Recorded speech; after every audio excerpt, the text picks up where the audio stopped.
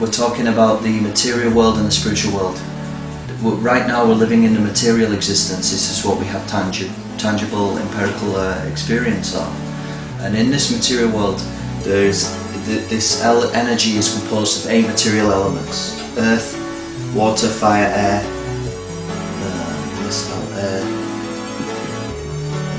ether, mind, intelligence, and false ego. So what we're describing is that outside of these 8 material elements, there is another element, which is in quantum physics known as antimatter. What we're describing is the consciousness of soul or spirit, which is the fundamental energy of matter that animates matter. We find that all inanimate energy consisting of the 8 material elements is animated by consciousness. Inanimate objects, water, so on, they're only agitated by consciousness. So it's important to understand that consciousness is the fundamental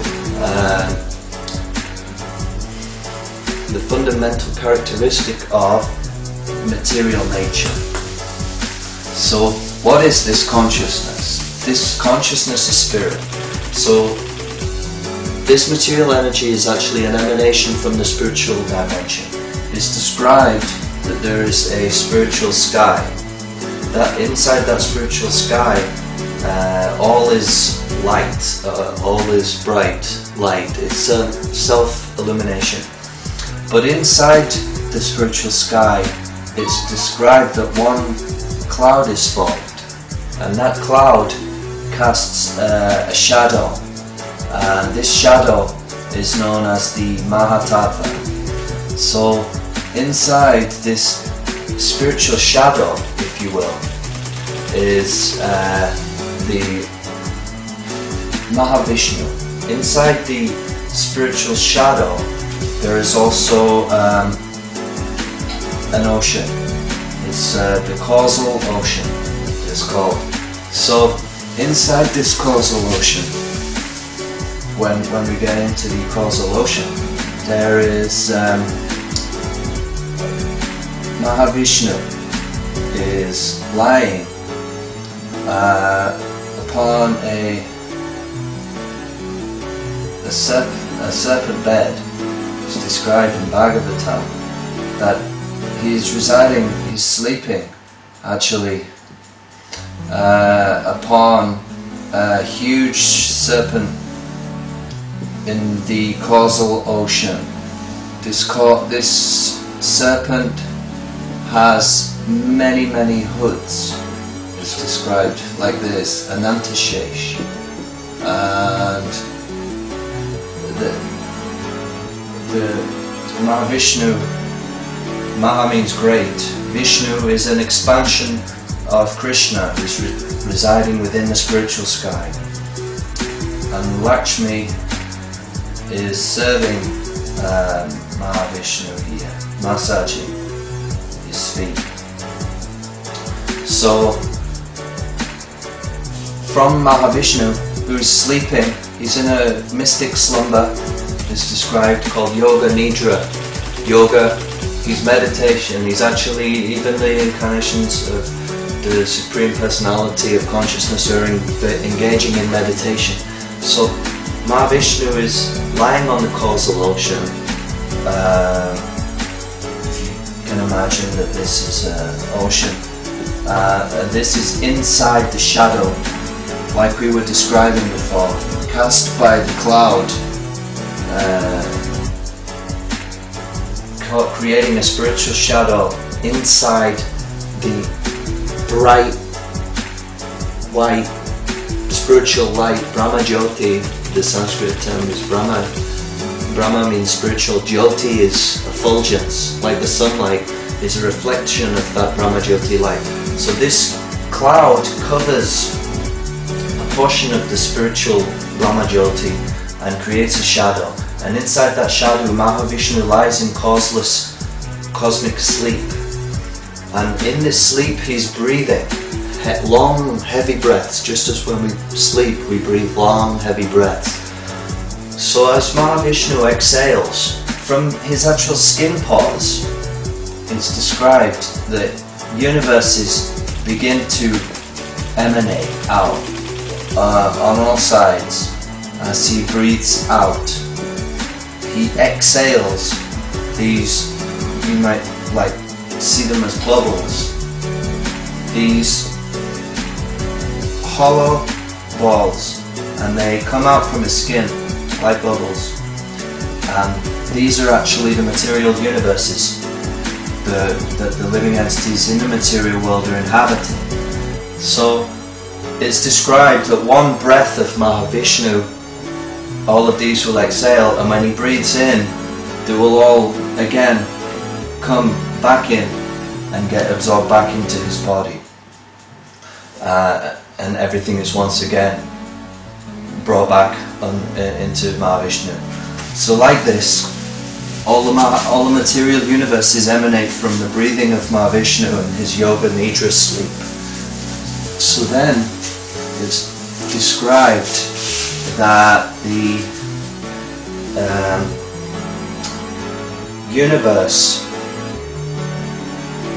is shaped like a ball, like this, and there are 10 layers, 8 layers surrounding this material universe.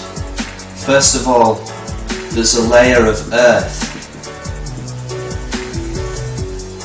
and it's described that each layer is actually 10 times thicker than the next one.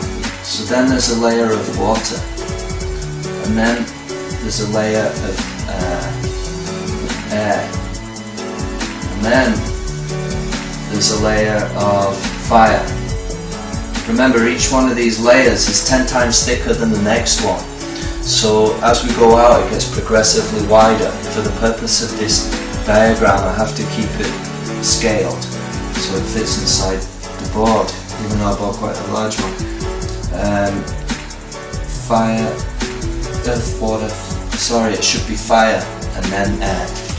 So there's a layer of fire, earth, water, and then fire. They go in order of subtlety. Earth being the grossest, water being the next most subtle after earth, and then more subtle than water is fire. More subtle than the element of fire is air.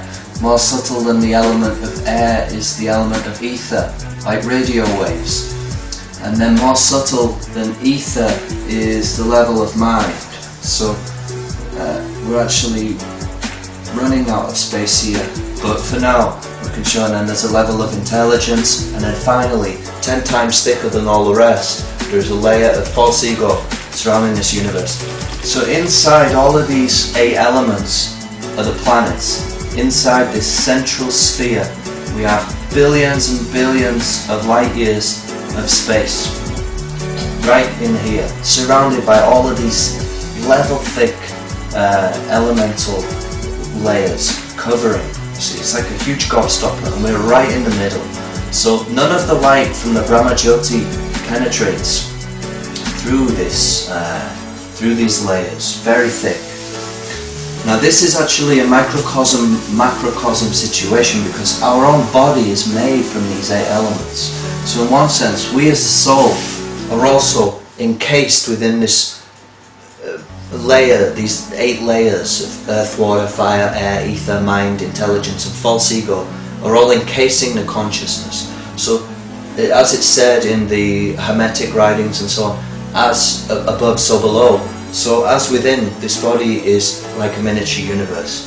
So inside this inner sanctum of the material universe, inside these 8 layers, like a huge gobstopper, we have another Mahavishnu lying. Now at the bottom of the universe is also water. It's described as a Karana ocean, also like this, and it's a similar setup to Mahavishnu, who exhales the universes. He is actually present again inside every one of these universes that are all around, there's millions of them. We're just living in one of them. There's millions of universes. To actually calculate how many entities are residing within the spiritual world compared to the material world, one would need to conduct a Vedic investigation. And the answer that's given is that it's described that 1/4 of the living entities are residing in the material world. So here Mahavishnu is here again, and it's described that when the universe begins, it's completely empty. There's nothing there. And Mahavishnu, who's residing on the causal ocean again, inside the universe, Garbhodakashaya Vishnu, from his navel sprouts one lotus flower. So from this lotus flower it's described that Brahmaji is born. So Brahmaji is sitting in meditation upon the lotus flower, and he is performing meditation. So Brahmaji is the first living entity within this universe. He's still existing now. And he is born, being the first living entity, he's born from the lotus, navel lotus of Lord Vishnu, like this. Actually, this lotus goes up to the top of the universe. He's actually residing here, sitting in meditation, and he's residing upon the lotus, coming all the way from Vishnu's navel. And like this, he creates the universe. He, through mantras, he is empowered and he manifests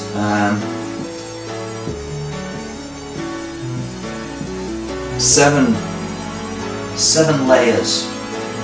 They're described as 7 planetary systems, and those planets are following orbits around like this, around the lotus navel stem. Actually, the pole star is in the middle, and all the other planets are rotating around, but they're also doing their own orbits as they go around. So they're spinning around, but they're also doing a bigger one. This relates to Mayan calendar in the sense that we have short-term cycles and a long cycle, because the planets are not only doing their own orbits, but they're also going in a wider orbit. So like this is the universal setup according to Srimad Bhagavatam. It's very interesting. The earthly planetary system is in the middle. We're in the middle, and this is the earthly plane. We can get more into that. We can get more into the planetary systems on the next one. Alright, fascinating stuff. Thank you, Dr. Tom.